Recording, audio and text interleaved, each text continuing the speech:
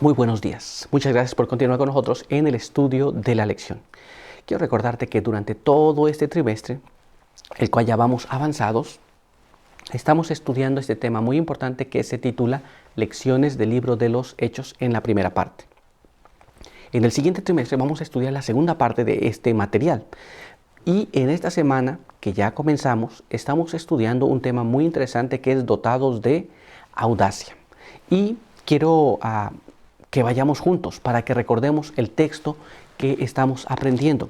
Y ese texto se encuentra en el libro de los Hechos, en el capítulo 5 y el verso número 42. Y nos dice de esta manera: y todos los días en el templo y por las casas no cesaban de enseñar y predicar a Jesucristo. Así que con este pensamiento quiero invitarte a que tengamos una oración. Me voy a arrodillar aquí. Si tú lo puedes hacer así, así hazlo en casa también. Oremos. Padre eterno que está en los cielos, santo y bendito sea su nombre. Estamos delante de su presencia, agradecidos por la vida y la salud, agradecidos porque podemos encontrarnos a través de este medio y queremos pedir que nos bendiga en el estudio de su palabra, que a través de esta lección podamos ser fortalecidos para este día y podamos hacer su voluntad. Guárdenos ahora, bendíganos aquí, denos su buen espíritu, en el nombre de Jesús. Amén. Muy bien, bueno, vamos a ir a nuestro apartado para el día de hoy. Y el apartado del día de hoy se titula Empeñándose en la batalla espiritual. Y nuestra primera pregunta nos dice de esta forma: ¿por qué podemos ser inspirados al ver cómo el Espíritu Santo actuó en Jerusalén en los días de la iglesia primitiva? Entonces, ¿qué es lo que pasó en aquel tiempo? ¿Y cómo nosotros podemos ser inspirados en saber cómo el Espíritu Santo trabajó en aquel momento? Vamos a leer en la palabra de Dios lo que nos habla sobre este asunto. Leamos allá en el libro de Hechos de los Apóstoles, capítulo 5, y allí vamos a leer los versos 12 al verso 16, y nos dice de esta forma: los apóstoles realizaban muchos milagros y prodigios en el pueblo, y todos los creyentes solían reunirse en el porticio de Salomón.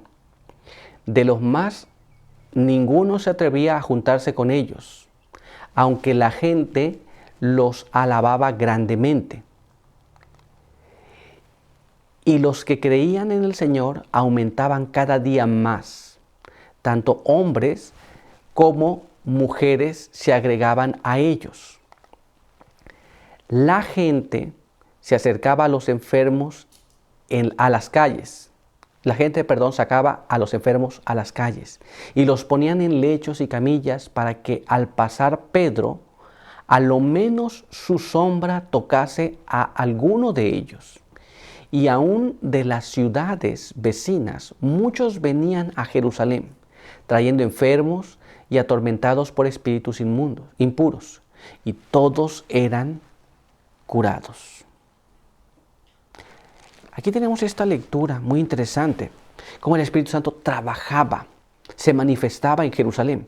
Y cómo nosotros podemos ser inspirados. La gente sacaba a sus enfermos y ellos procuraban por lo menos que la sombra de Pedro tocase donde iba a pasar, estuviese su enfermo. Y la Biblia dice que ellos eran curados. Pero los creyentes se juntaban allí, pero la gente pues confiaba mucho en ellos, apreciaba mucho lo que estaban haciendo, pero los demás no se querían juntar con ellos. Ahora vamos a ver cómo nos narran estos eventos el Espíritu de Profecía. Leamos este siguiente párrafo que está en Ministerio de Curación en la página 102 y nos dice así: es necesario acercarse a la gente por medio del esfuerzo personal. Si se dedicara menos tiempo a sermonear y más al servicio personal, se conseguirían mayores resultados. Nos damos cuenta, la gente venía y traía a sus enfermos y aquellos les atendían. Hoy día queremos más un servicio que esté bonito y menos tener contacto con las personas. Pero es todo lo contrario, tiene que tenerse contacto personal con las personas, de tal forma que podamos ver su necesidad real. Muy bien, pero vamos a continuar, vamos a ver qué nos dice.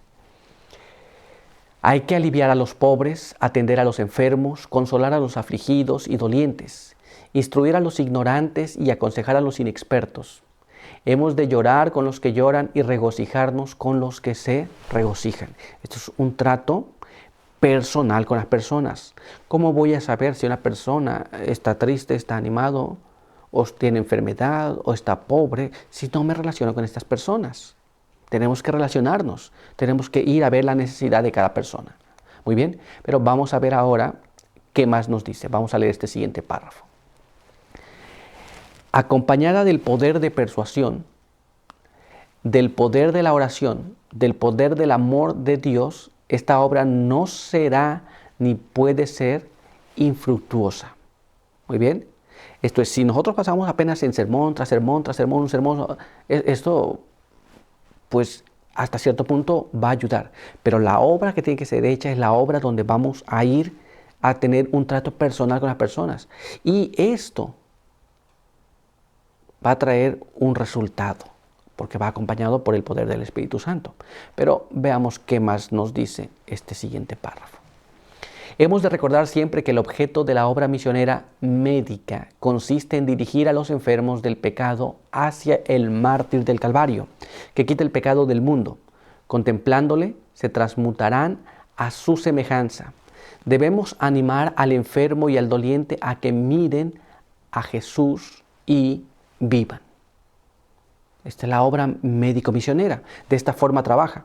Muchas personas piensan que van a ser médicos misioneros si obtienen un título de médico. Pero realmente la obra médico-misionera es llevar al doliente, al que está enfermo, ayudarle por supuesto en su enfermedad, pero ayudarle a encontrar a Jesús, que es el que nos sana de todas las enfermedades. Y esta es la obra que la iglesia al inicio estaba haciendo en Jerusalén, y el Espíritu Santo añadía cada vez más a más personas. Muy bien. ¿Estamos claros ahora? Pues vamos a nuestra siguiente pregunta. Veamos lo que nos dice.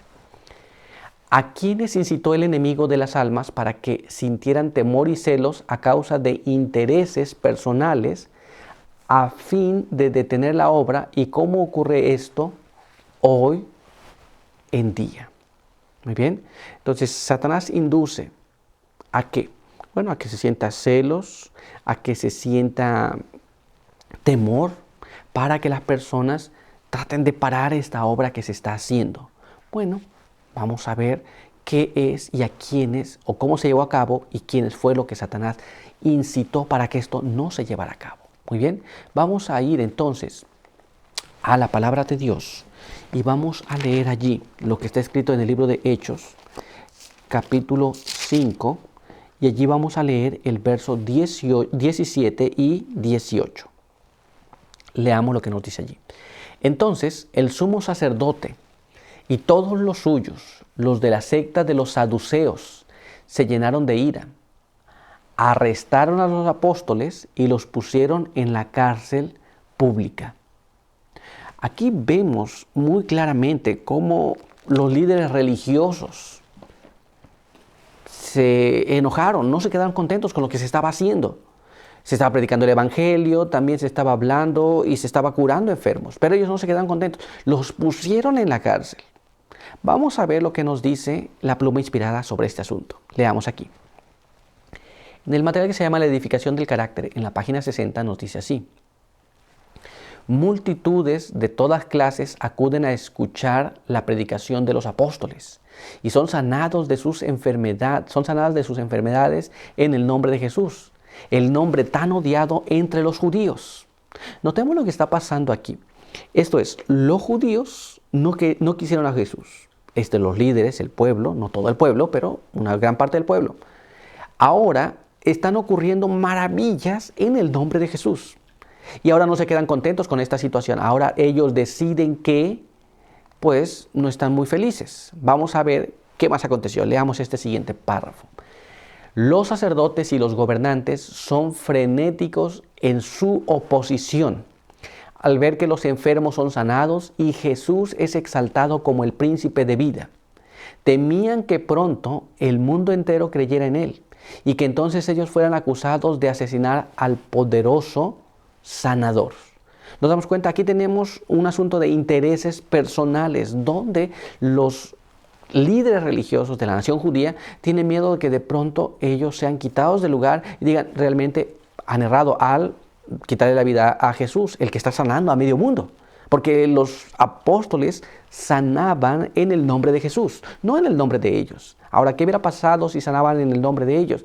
Tal vez hubieran ido por ellos, les hubieran quitado la vida, pero ellos estaban sanando en el nombre de Jesús. Y ahora ellos no estaban contentos, eran intereses personales. Pero vamos a ver qué más nos dice. Leamos ahora este párrafo. En el libro de Evangelismo, en la página 169, nos dice así: el enemigo de la rectitud ha estado trabajando y aún lo está haciendo con todos los recursos que es capaz de inventar a fin de estorbar la obra que debería hacerse para esclarecer y educar a la gente. Sus fuerzas están aumentando. Entonces, en la actualidad, Satanás está haciendo lo mismo y va a incitar nuevamente las mismas situaciones. Está haciendo todo lo que pueda para detener el avance de la obra. Pero vamos a ver qué más nos dice este siguiente párrafo, Evangelismo 169. Las demoras en que se ha incurrido han estado dando ventaja a Satanás, y estas demoras han causado la pérdida de muchas almas. El Señor no le agrada la demora en la obra. Muy bien, por un lado tenemos a Satanás contrarrestando la obra que se tiene que hacer, y por otro lado las demoras que se llevan a cabo. Esto es, mientras nosotros esperamos aquí a que se lleve adelante la obra, Satanás avanza y avanza constantemente, hasta que finalmente vamos a ver que Satanás ha ganado mucho terreno, cosas que no deberían ocurrir. Pero recordemos, los apóstoles fueron puestos en la cárcel pública. ¿Por qué? Por el celo y por los intereses personales que tenían los sacerdotes en aquel entonces. Muy bien, pero nuestro estudio ha concluido aquí. Quiero invitarte a que tengamos una oración. Acompáñame. Oremos.